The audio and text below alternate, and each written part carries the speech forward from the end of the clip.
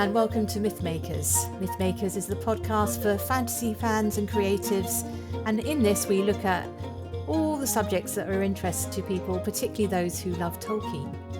And today I'm joined by Lisa Coutras, who is the writer of a book called Tolkien's Theology of Beauty, Majesty, Splendor, and Transcendence in Middle-earth. Lisa is a theologian, and it's the first time, yes, so she's showing it there to us, it's the first time we've had a theologian on this podcast. And so we're going to be looking at the theological ideas underlying Tolkien's writing. So thank you so much, Lisa, for making time to come and talk to us on Mythmakers. Yes, thank you so much for having me. Thank you. So let's start at the beginning. We all of us come to Tolkien probably way before we have our sort of academic ideas in mind. What was your first experience or exposure to Tolkien? Was it the books or was it the films? Which way round did you approach?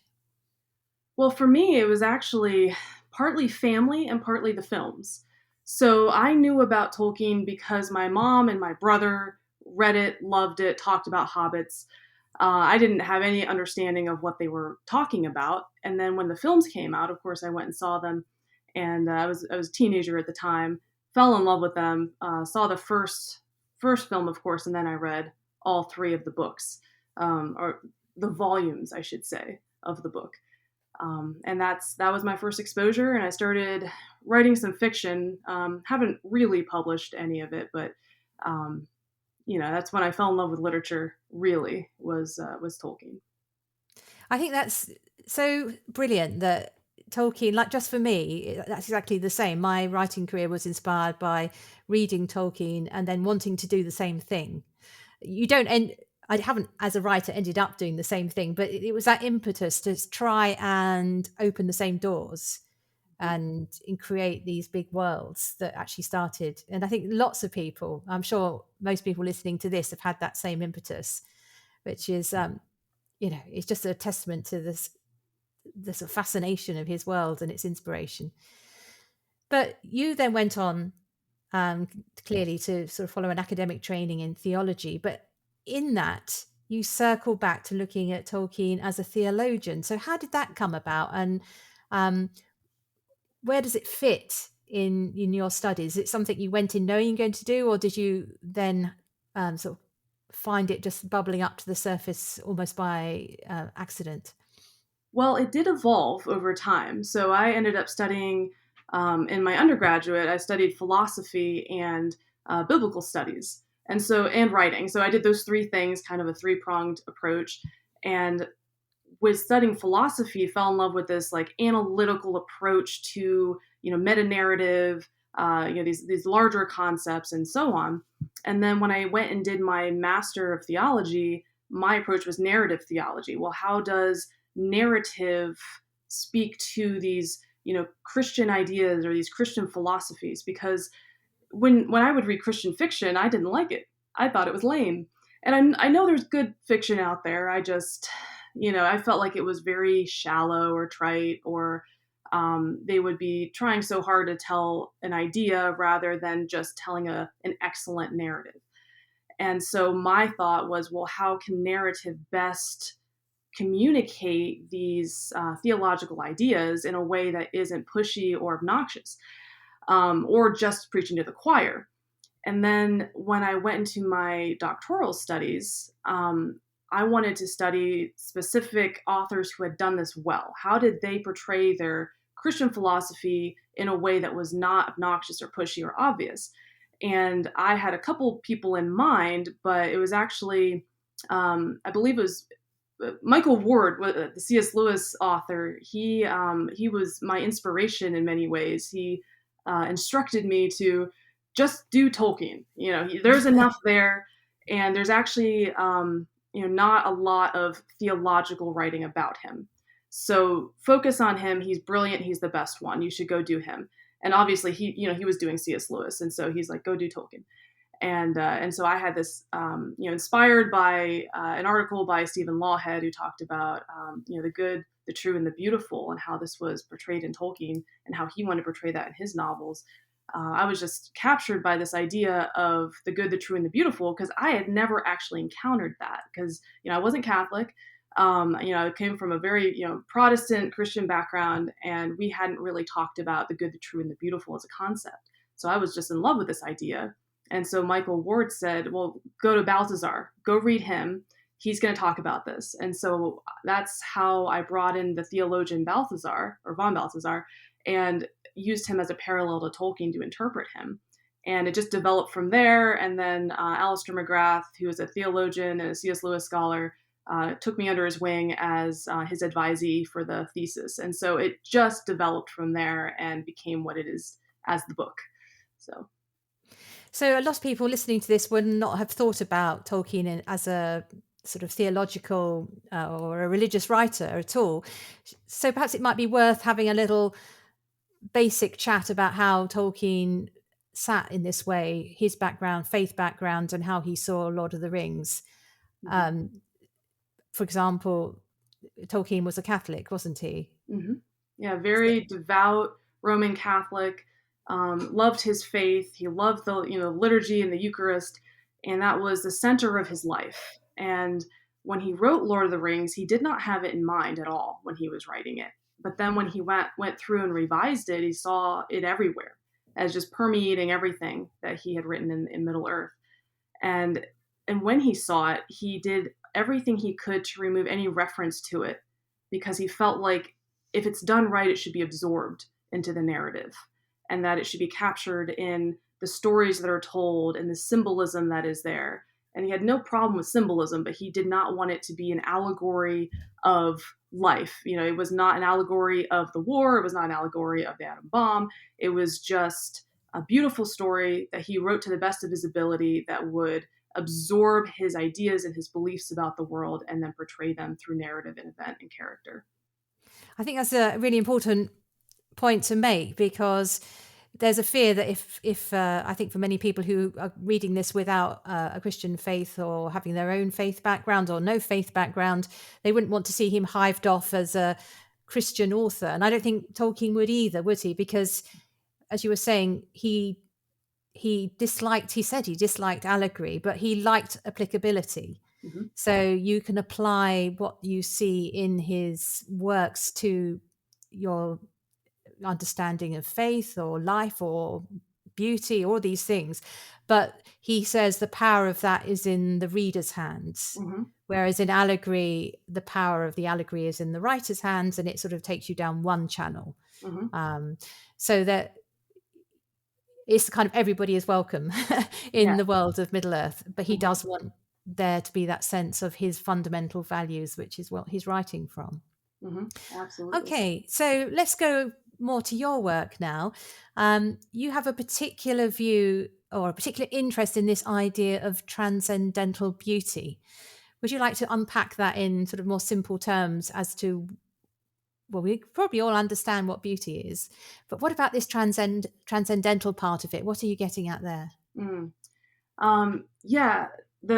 For Tolkien, all of creation. I mean, this of course comes from the ancient theological philosophy of Catholic theologians, that all of creation is made up of the good, the true, and the beautiful. That is, ontologically part of everything. It is the essence of all, and anything that is evil or deficient is just something that has kind of chipped away at that and detracted from it.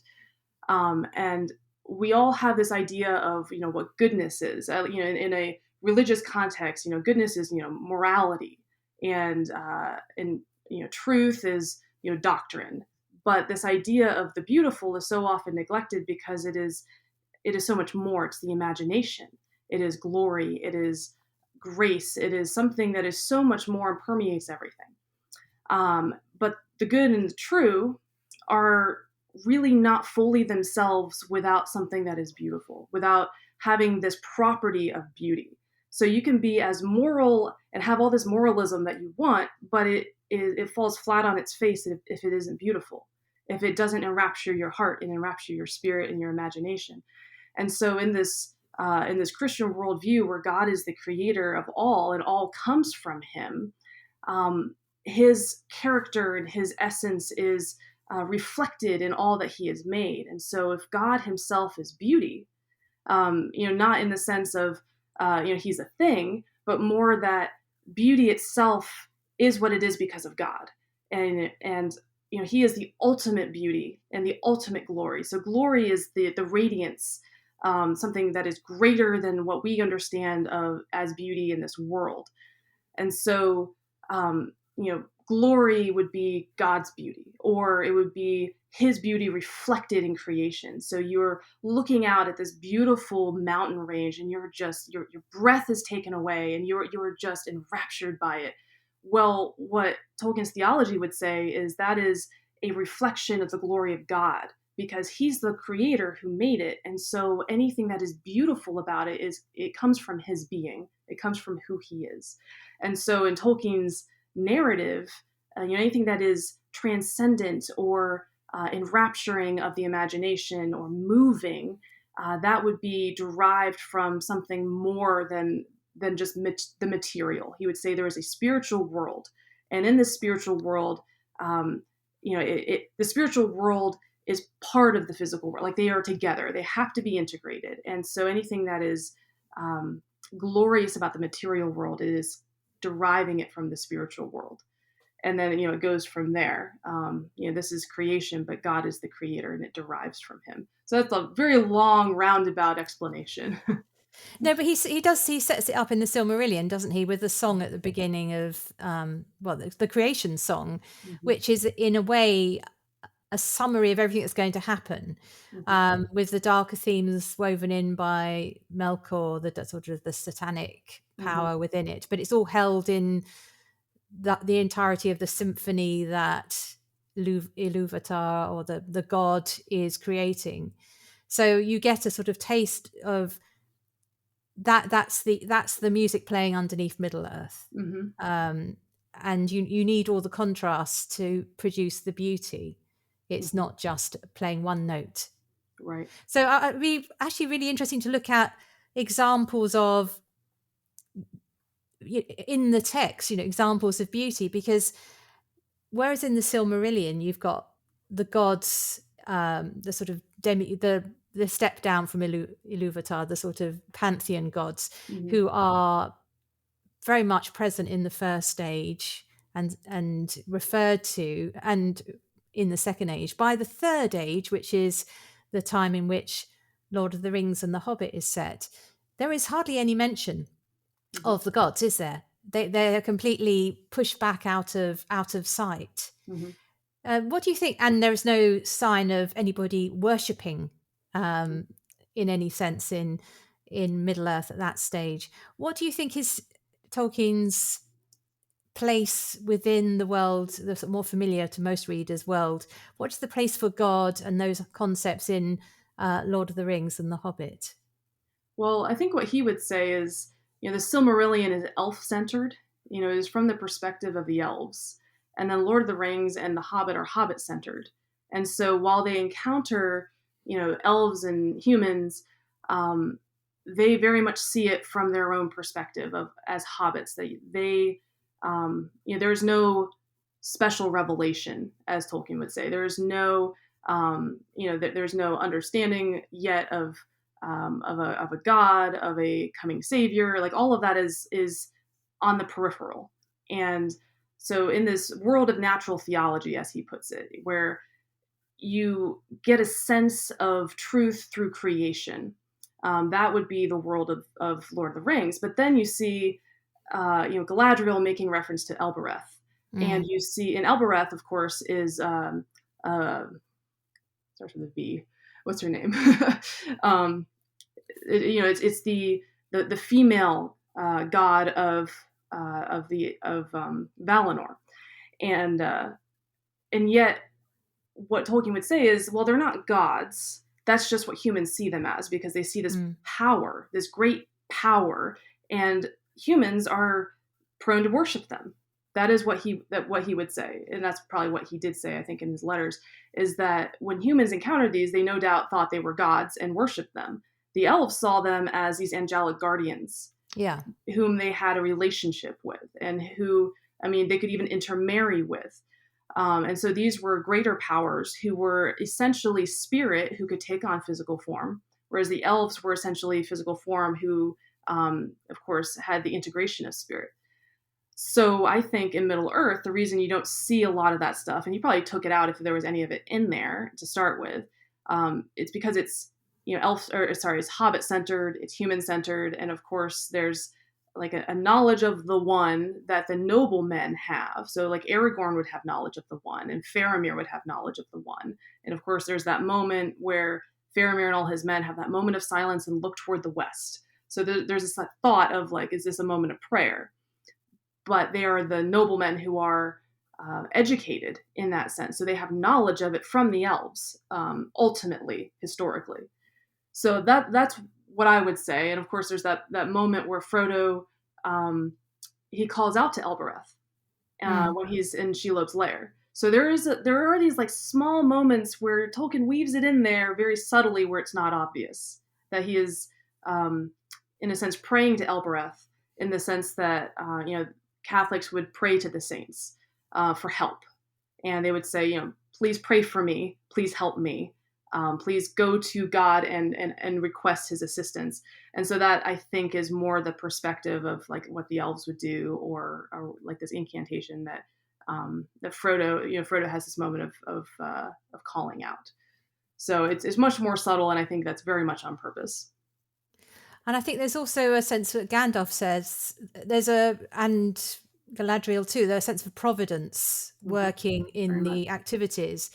So there's that message that, Bilbo was meant to find the ring and you were meant to be the one to take it. It's the idea that there is some sort of plan that means that they're the right people in the right place. Which sort of has this sense of behind the scenes, there is some greater good that is working for the hobbits, for their success. Yeah. Also, perhaps we could also unpack a little the idea of beauty itself, because yes, there is a lot of discussion about how beautiful Galadriel is and how beautiful Arwen is in terms of classic feminine beauty, though in a sort of extreme form because they're these lovely elves. But I think it's not just that, is it? Because there's another bit where they refer to Frodo after his when he's in the houses of healing in Elrond's sick bay. He seems to spend a lot of time, unfortunately, in the equivalent hospital. But he's sort of gone partly. There's a sense of light coming from inside him, and Sam also looks at him later on and says that he's sort of beautiful. The sense of a beautiful soul, and we do know that Frodo isn't classically beautiful. He's a 50-year-old, sometimes slightly overweight hobbit. Nobody says, gosh, he's a real stunner. Yeah. It's something else that's being referred to here, which is beauty that is, I think, picking up your phrase, the radiance of God's glory, the sense. And I'm sure that, there must be other characters. What other characters do you see that are beautiful in that way? Yeah, the beauty of the soul is certainly the driving force of physical beauty in Tolkien's world. I believe I want to say Glorfindel was the one that in the movies it's Arwen who comes and rescues Frodo from the Dark Riders, but in the books I believe it was Glorfindel, and Frodo sees him as he himself is passing into the spirit realm because he's been stabbed by the was it the Morgul blade, and so he is passing into the spirit world as a wraith. And as he's passing into the spirit world, he sees the spiritual version of Glorfindel. He sees him as he truly is. He's shining, with light. And what Gandalf says, I think it's Gandalf, says later, is that what Frodo sees is that these high elves from the west live at once in both worlds. That they live in the spiritual world, they can see spiritual beings, but they also live in the physical world as a physical being. And so they are, in a sense, infused with this transcendental light from the trees of Valinor back in the day before they were destroyed. And that light permeates their spirits, and they are the most beautiful of all the elves and the most high and noble of all the elves. In Frodo's case, as he is, um, in a sense, being wasted away by the ring, the beauty of his soul is starting to shine through because he is sacrificing himself. He is showing mercy to Gollum. He is showing these virtues that are, in a sense, eating away at him because it's, in a Christian worldview, you are dying to yourself. You are dying to these passions or these desires that work against your soul or your selfishness. Um, and in denying himself of these things and showing mercy and giving of his life, it is, he is dying to himself, but his spirit is coming alive and it is shining through his physical form, even as he's wasting away toward the spirit world. And then someone like Arwen, someone like Galadriel, it is their spirit that brings true beauty, because beauty by itself, in a material sense, is and can be very deceptive. So we see that when Galadriel is tempted by the ring, she is terrible and worshipful, beautiful beyond compare. But that beauty is a deceptive beauty because it is not good. Mm. And yet when she passes the test, she is just a simple maiden who is still beautiful. And that, I think, is the true beauty, as they are dying to themselves and they are giving up of themselves for the good of Middle Earth and for the good of their companions.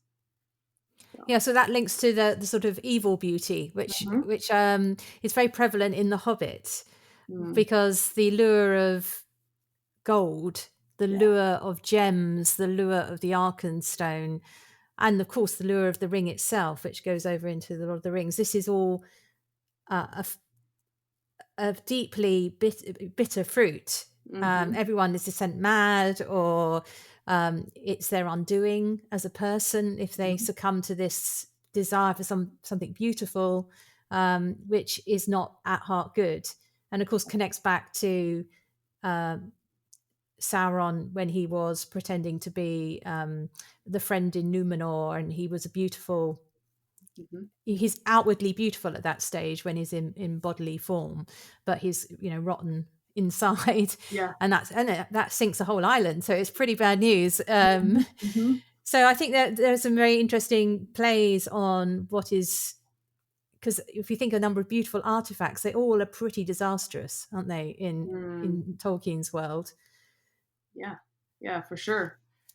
And but not so places. Because if we've talked about human beauty and the beauty of artifacts, but I think of something as a reader that you come away from in Lord of the Rings in particular is a really overpowering sense of the beauty of place. mm, And mhm. how does this fit in with the sense of the transcendent beauty? I'm thinking here, obviously, of Rivendell and Lorien in Mhm. particular. Yeah, and then what also comes to my mind is, in the Silmarillion, all the things that are described there, and it makes your heart ache a little bit because you want it to Mm, be real. You're like, why isn't this world real?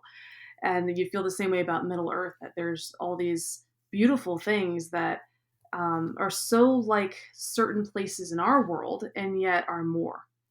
And I believe it's Peter Kreeft that says it's not that his world is like ours; it's that our world is like his. That he is tapping into some sort of Platonic ideal that is so much more than what we encounter here. That he is trying to reflect something that is higher and greater, and it makes your heart ache because you want it to be real.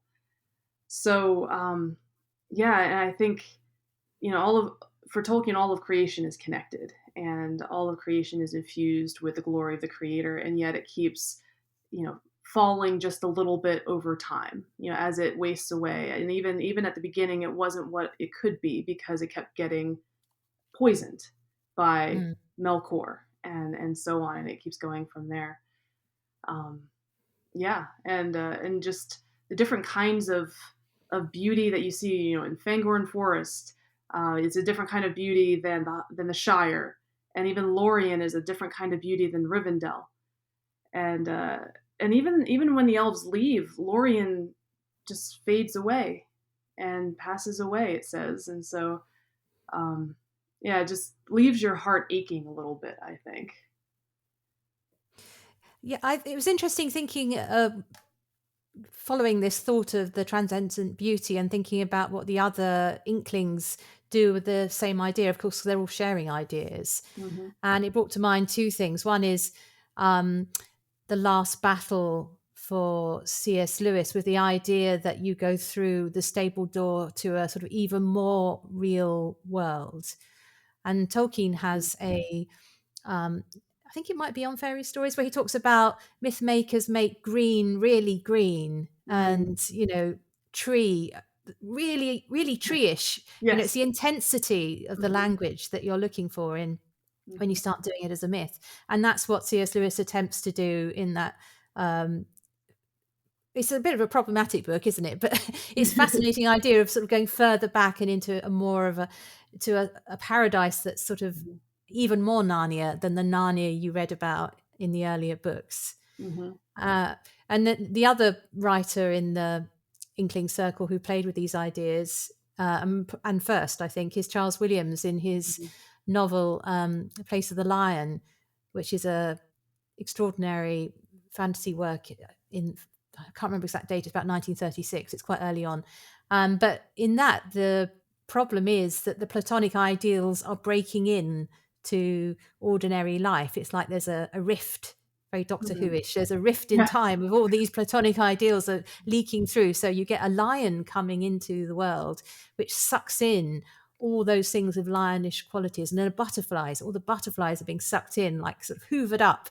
Yeah. That's probably downplaying his very powerful writing there, but it's sort of threatening the lesser copies. Mm-hmm. And the job of the heroes in that is to close the gaps, close the rifts. So it's interesting, they're all searching, all these writers are searching for that, the ungraspable, the even more beautiful, which our imagination can reach for, but we can't actually find. Right. So Hmm. we're all a bit homeless, aren't we? Yeah. That's why we all go back to read the book again. That's right. That's right. And I think what Tolkien and Lewis would say is, there's a sense of wonder and desire that is stirred in us that we don't know where it came from or what it's pointing to. And like Lewis would say, it's a memory of a memory, that when you're enraptured by this great beauty or this great moment, it makes your heart hurt because you remember something, but you can't quite remember what you're remembering. And Tolkien does that a lot in Middle Earth, where it's so beautiful, so moving that it makes your heart ache because you want it to be real. And he would probably say, well, it's reminding you of something more, of a world that once was or will yet be. Yeah, so it's not just nostalgia, is it? So, Mhm. so one reading of Tolkien is that places like the Shire are longing for a world he saw being dug up for the motorways and Mhm. factories, which I think is part. It's there too, Yeah. as well, but there is a sense of it's never existed either.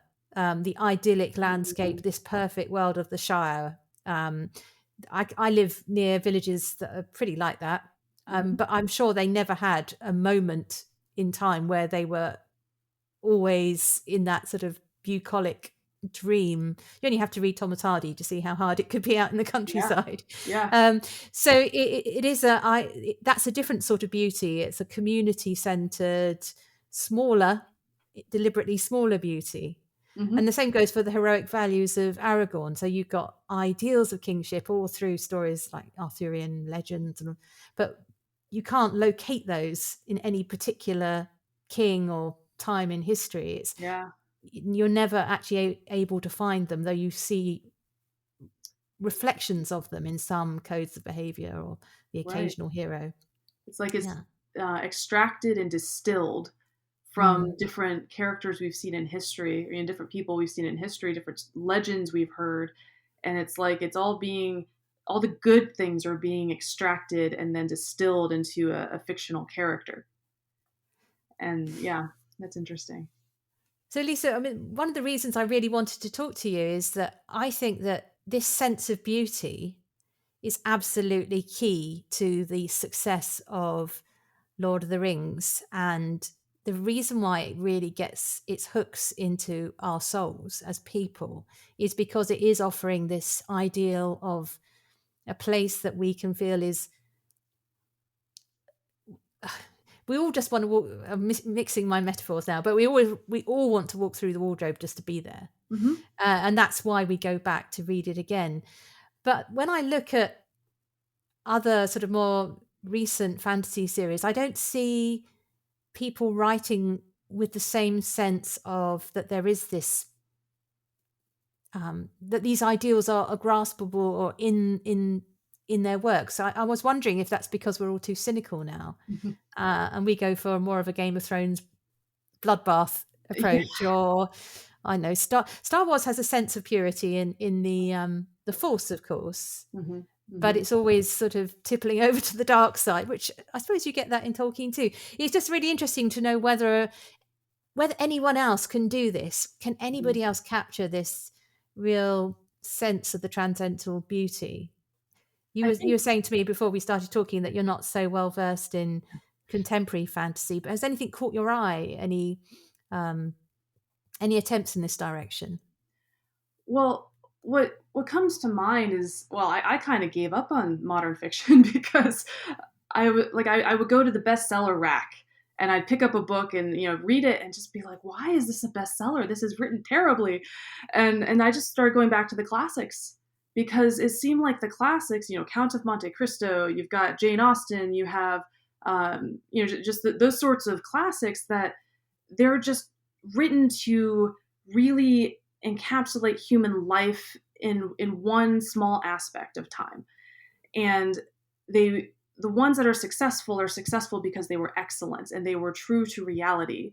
And I think what a lot of what's missing in the current days is, yes, there's a cynicism, and yes, there's a loss of beauty in everyday life. That we're all very focused on technology and our technical toys, and that's something that Tolkien said in one of his letters, that we're so focused on all of that we have forgotten about beauty and the true things about human life. And I think the successful authors are the ones that really try to capture the reality of human life, but also try to nourish the imagination with certain goodnesses that are in life. And it doesn't even have to be, from my perspective, it doesn't even have to be Christian. It can be something that encapsulates the truths of human life in a way that encourages the spirit and uplifts the spirit. And I think what we lose is this uh, desire for excellence. And I think with the ability to publish online so easily on blogs, and it is harder to publish in an actual publisher. Like, you have to have an agent nowadays, but it's so much easier to get your stuff out there that I think the market is so flooded in one sense that you can't actually find the ones that are truly excellent because they're out there.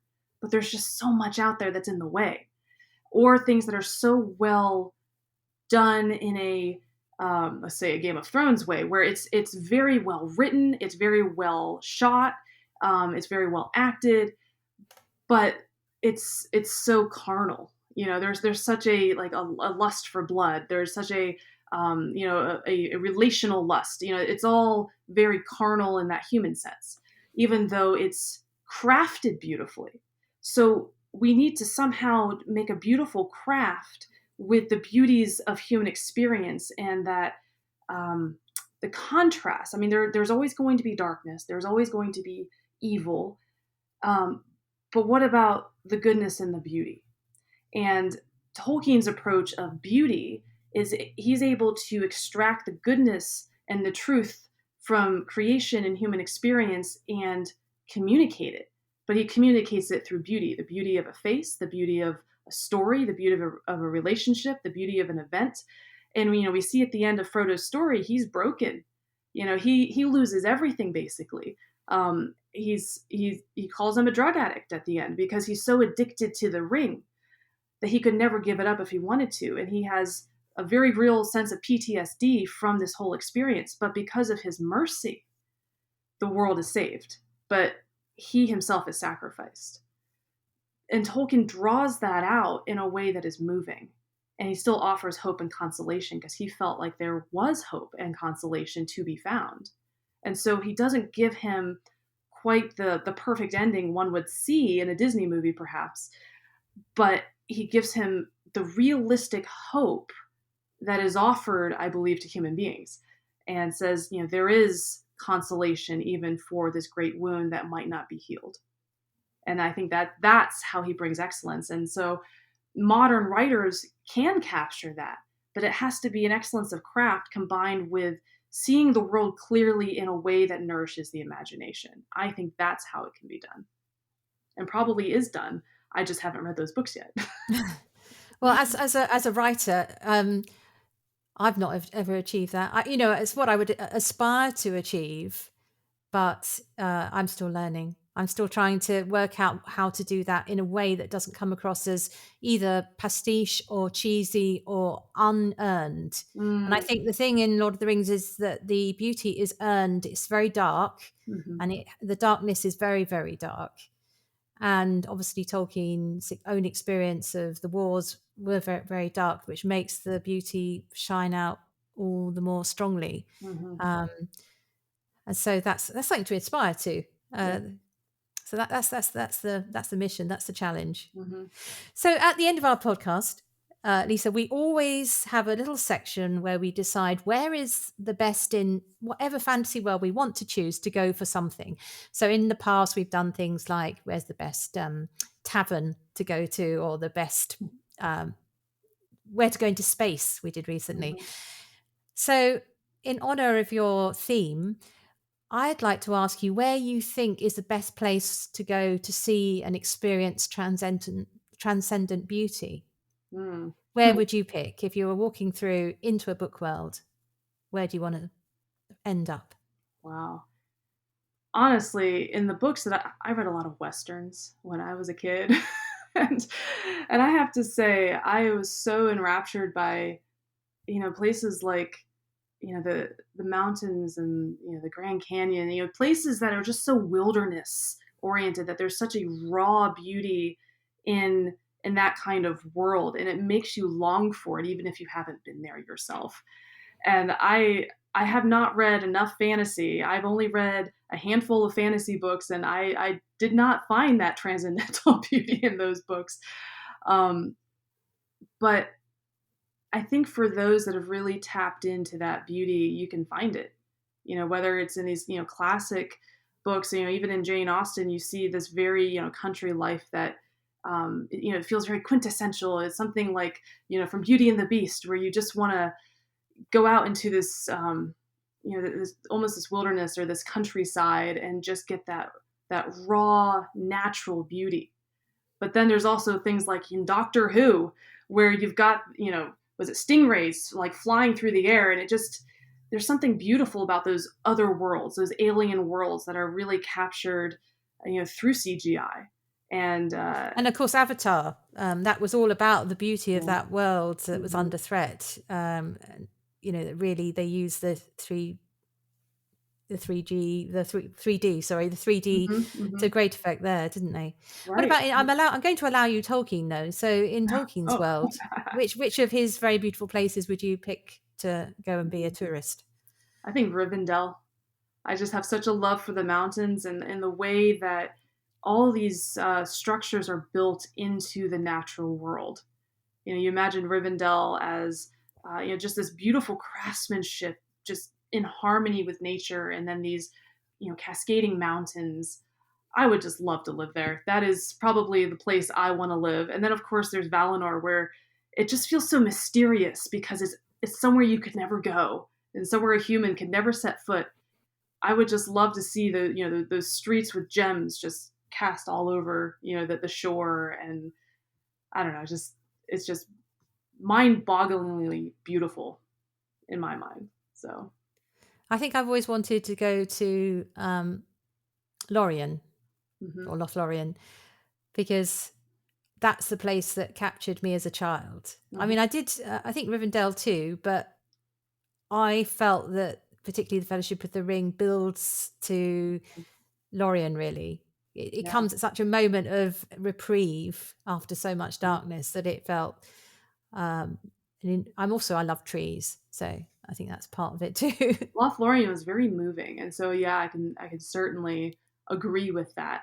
That there was a sense of, it was moving, it was awe-inspiring, and then it also gave a sense of rest, which is so often neglected, I think, in whether it's in conversation or theology or whatever, novels, just this idea of rest.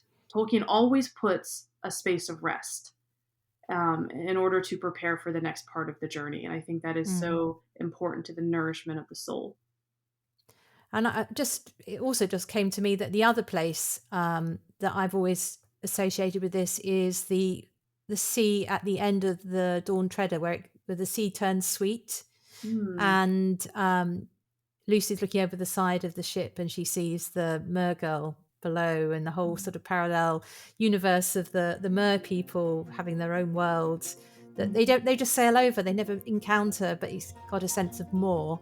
Hmm. And I remember going to Zanzibar I don't know if you've ever been to Zanzibar. It's on the